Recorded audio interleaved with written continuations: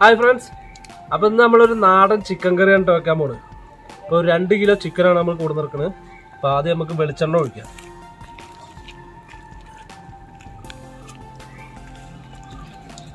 അപ്പോൾ നമ്മുടെ വെളിച്ചെണ്ണ നന്നായി ചൂടായി വന്നിട്ടുണ്ട്. നമ്മളൊരു 3 വലിയ ഉള്ളി അരിഞ്ഞു വെച്ചതാണ്. അപ്പോൾ അത് നമുക്ക് ഇതിലേക്ക് ഇട്ട് കൊടുത്ത് നന്നായിട്ടൊന്ന് വഴറ്റിയെടുക്കാം.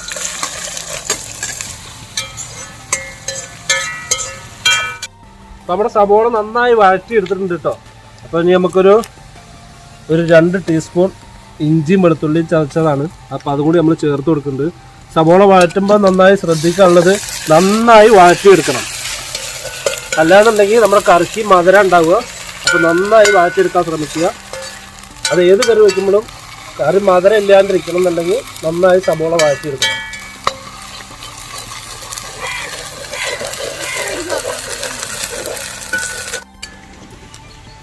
ഇനി നമുക്കൊരു 3 തക്കാളിയാണ്. തക്കാളി അരിഞ്ഞു വെച്ചതും ഒരു 2-3 പച്ചമുളകും ഉണ്ട്. അപ്പോൾ അതും കൂടി ഇട്ട് കൊടുക്കുന്നുണ്ട്.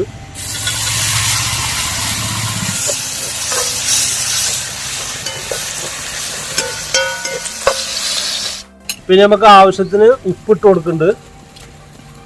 ആവശ്യത്തിന് ഉപ്പിട്ട് കൊടുക്കണം.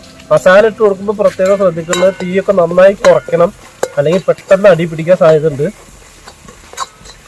നമുക്ക് 1 ടീസ്പൂൺ കണ്ടോ മഞ്ഞൾപ്പൊടിയാണ്. അപ്പോൾ അതും കൂടി ഇട്ട് കൊടുക്കുന്നുണ്ട്.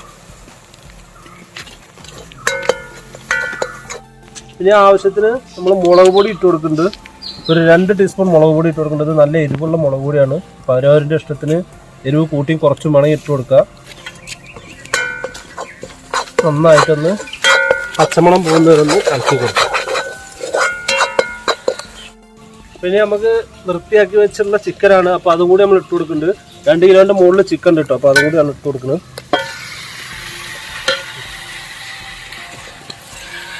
ഇനി നന്നായിട്ടൊന്ന് ഇളക്കി കൊടുക്കണം.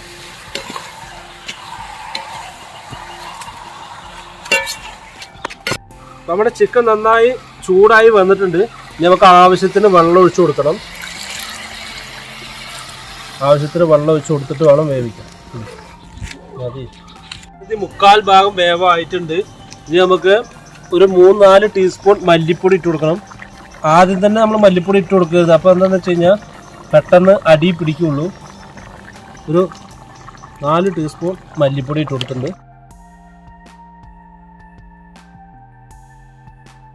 നമുക്കിത് ഗരം മസാലയാണ്.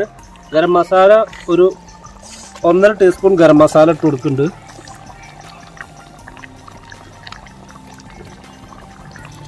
ഇനി നമുക്ക് കുരുമുളക് പൊടിയാണ്. കുരുമുളക് പൊടി 1 ടീസ്പൂൺ കുരുമുളക് പൊടി ഇട്ട് കൊടുക്കുന്നുണ്ട്. അത്യാവശ്യം എരിവുള്ള മുളക് പൊടിയാണ്. അത് കാരണമാണ് കുരുമുളക് പൊടി കുറച്ചത്. നന്നായിട്ടൊന്ന് മിക്സ് ചെയ്ത് കൊടുക്കാം.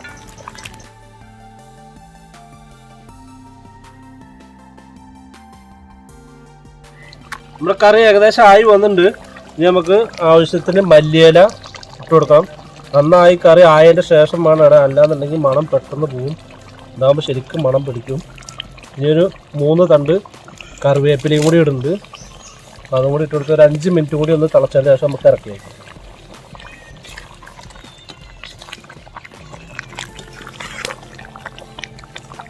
അപ്പം നമ്മുടെ ചിക്കൻ കറി സെറ്റായി വന്നിട്ടുണ്ട്. നമ്മളത് ഇറക്കി വയ്ക്കാൻ പോവാണ് കേട്ടോ.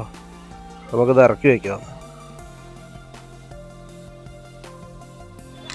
അപ്പം നമ്മുടെ കറിയിലേക്ക് ലേശം വെളിച്ചെണ്ണയും കൂടി ഒന്ന് ഒഴിച്ചു കൊടുക്കണം. അപ്പം നല്ല ടേസ്റ്റ് ഉണ്ടാവും. പച്ച വെളിച്ചെണ്ണ കുറച്ച് ഒഴിച്ചു കൊടുക്കുക.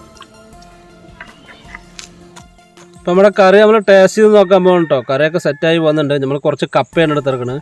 കപ്പയും ചിക്കൻ കറിയും കൂടി കൂട്ടിയിട്ട് കഴിച്ചു നോക്കാൻ വേണ്ടിയിട്ടാണ്.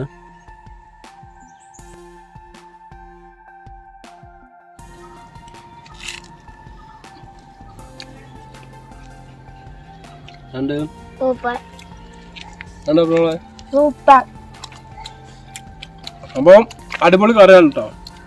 അപ്പം എല്ലാവരും ഇതേപോലെ ട്രൈ ചെയ്ത് നോക്കണം. നിങ്ങൾക്കും അടിപൊളി ചിക്കൻ കറി ഉണ്ടാക്കാം. ഇതേപോലെ ഉണ്ടാക്കും ചെയ്യാം.